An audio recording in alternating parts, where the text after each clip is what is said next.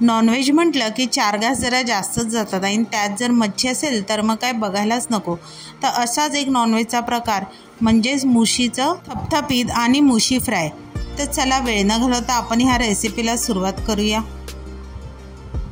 आता सर्वप्रथम इथे मी मुशीचं मावरं घेतलेलं आहे, त्याला मोरीसुद्धा बोललं जातं म्हणजेच बेबी शार्क। आता हे मुशीचं मावरं मी स्वच्छ धुवून त्याला हळद आणि थोडंसं मीठ लावून साईडला ठेवलेलं।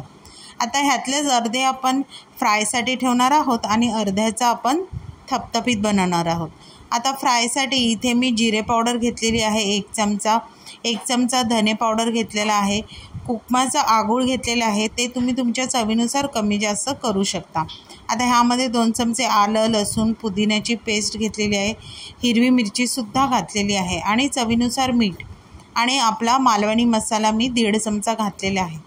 आता हे असं छानसं सगळ्या मुशीला लावून आपण हे मुशीचं मावरं साईडला ठेवणार आहोत। आता ते साईडला मुरेपर्यंत आपण इथे एका मोठ्या कढईमध्ये 2 मोठे चमचे एवढे तेल घातलेले आहे, कढीपत्ता घातलेला आहे, त्यावरच मी 2 बारीक चिरलेले कांदेसुद्धा घातलेले आहेत।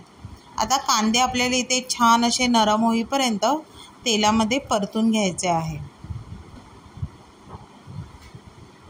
आता तुम्ही एक बघू शकता 5 ते 7 मिनिटांनंतर कांद्याचा थोडासा रंग बदललेला आहे आणि कांदेसुद्धा छान नरम झालेले आहे। आता ह्यामध्येच मी 2 चमचे एवढं आलं लसूण मिरची कोथिंबीरची पेस्ट घातलेली आहे आणि थोडीशी कोथिंबीरसुद्धा घातलेली आहे।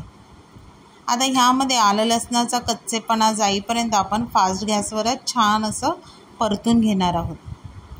आता एक 3 ते 4 मिनिटांनंतर त्यामध्ये मी मालवणी मसाला 2.5 चमचे घातलेला आहे, धनेपूड 1 चमचा घातलेला आहे, थोडीशी जिरे पावडर घातलेली आहे आणि ते छान असं परतून झालं की त्यामध्ये थोडंसं असं पाणी घालून म्हणजे फोडणी, त्यामुळे काय होईल जळणार नाही।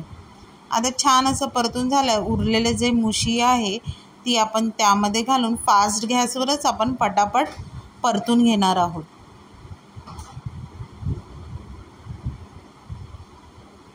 आता त्यामध्ये परतून झालं की चवीनुसार मीठ घालायचं आहे आणि फास्ट गॅसवरच आपण तेलामध्ये चांगली मुशी जी आहे ती परतून घ्यायची।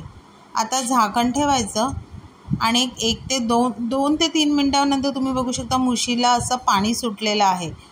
आता ह्यामध्ये जास्त पाणी ॲड करायची गरज नाही आहे, तुम्हाला जसा रस्सा थपथपीत किंवा सुकं करायचं आहे त्या अंदाजाने आपण इथे गरम पाणी घातलेलं आहे।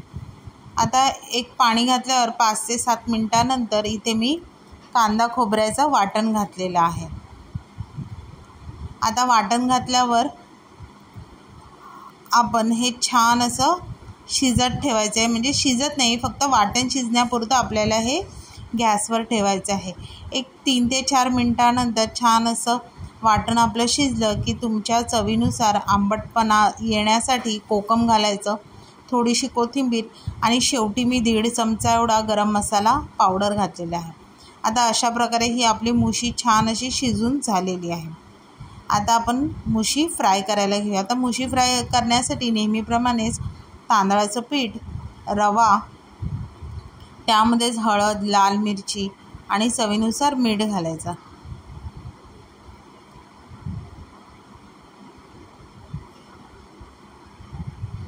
आणि हे सगळं छान मिक्स करून आपल्याला हे मुशी ह्यामध्ये घोळून फ्राय करायचे आहेत। आता मुशीचं मावरं फ्राय करायला किंवा थपथपीत त्याचा रस्सा बनवण्यासाठी फार काही जास्त वेळ लागत नाही।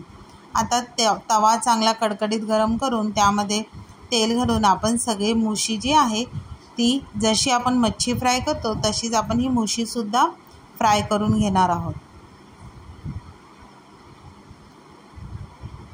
अगदी आलटून पलटून आपल्याला हे सगळे मुशीचे जे पीसेस आहेत ते आपल्याला फ्राय करून घ्यायचे आहे। आता अशा प्रकारे हे बघा तुम्ही व्हिडिओत बघू शकता दोन्ही बाजूनी मुशी छान अशी फ्राय झालेली आहे। तर आता ही मुशी आपण काढून घेऊया। आता छान असा बेत तयार झालेला आहे मुशीचा, मस्त वाफाळलेला भात, मुशीचं थपथपीत, तिखट डाळ, मुशी फ्राय आणि मस्त अशी गरम गरम तांदळाची भाकरी। ह्याबरोबर तुम्ही हे मुशीचं कालवण आणि मुशी फ्राय नक्की ट्राय करू शकता। रेसिपी आवडली तर रेसिपीला नक्की लाईक करा, शेअर करा, कमेंट करा। चॅनलवर नवीन असाल तर चॅनलला सबस्क्राईब करा आणि नवीन व्हिडिओच्या नोटिफिकेशनसाठी बेल आयकॉनला प्रेस करायला विसरू नका। तोपर्यंत मस्त मस्त राहा।